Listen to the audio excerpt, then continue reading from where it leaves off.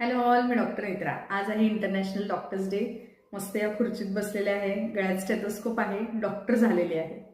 बऱ्याच जणांचं स्वप्न असतं आणि इथे ह्या खुर्चीवर बसल्यानंतर काय इमोशन्स असतात ते तुम्हाला सांगणार आहे.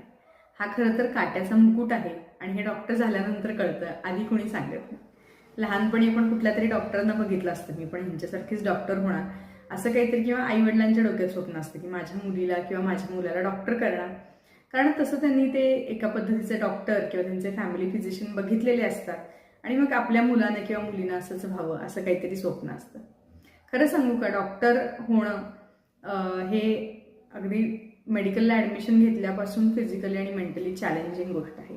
कारण इथं आपण जिवंत माणसाबरोबर, जिवंत माणसाच्या इमोशन्स बरोबर, पेन बरोबर, असंख्य गोष्टींबरोबर डील करतो. प्रत्येक माणूस वेगळा, प्रत्येक माणसाचे सिम्पटम वेगळे, प्रत्येक माणसाचे एक्सप्रेशन वेगळे, प्रत्येक माणसाची मानसिक ठेवण वेगळी.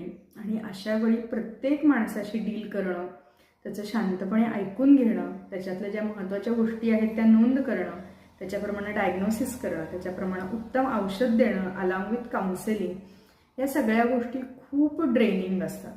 खूप आमची पॉझिटिव्ह एनर्जी त्याच्यामध्ये खर्च होते.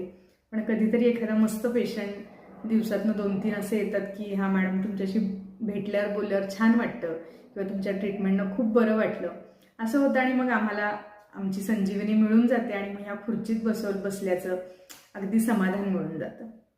काही पेशंट असेही असतात की त्यांचं असतं की पैसे दिलेत म्हणजे बरं व्हायलाच पाहिजे, त्याच्यामध्ये काही विशेष नाही आहे. किंवा काही लोकांचं बरं जरी झालेले असले आजार तरी नाही एवढे काही बरे नाही झाले असे अल्पसंतुष्ट लोकसुद्धा असतात. सगळीकडे असे लोक प्रत्येक प्रोफेशनमध्ये आहेत की जे आनंद देणारे असतात, त्रास देणारे असतात. तर ह्या सगळ्या पद्धतीच्या लोकांशी आम्हाला डील करायला मिळतं.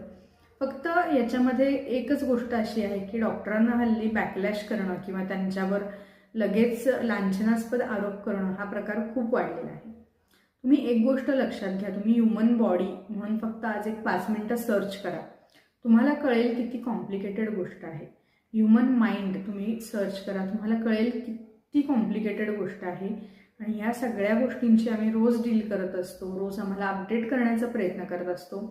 पण कधीतरी एखादी गोष्ट मिसआउट होते, पेशंटकडून अनेक चुका होतात आणि त्याचं सरळ सरळ नाव डॉक्टरांवर घातलं जातं. अनेक वर्षांची त्यांची मेहनत सगळी वाया जाते. तर तुम्ही कुठल्याही प्रोफेशनमधल्या व्यक्तीला असं करण्याच्या आधी 10 वेळा विचार करा आणि डॉक्टरांना बोलण्याच्या आधी तर 100 वेळा विचार करा. तर आम्हाला हे प्रोफेशन खूप आवडतं. We are dealing with the humans and humanity. तर सगळ्यांनी असेच कनेक्टेड राहा, काळजी घ्या.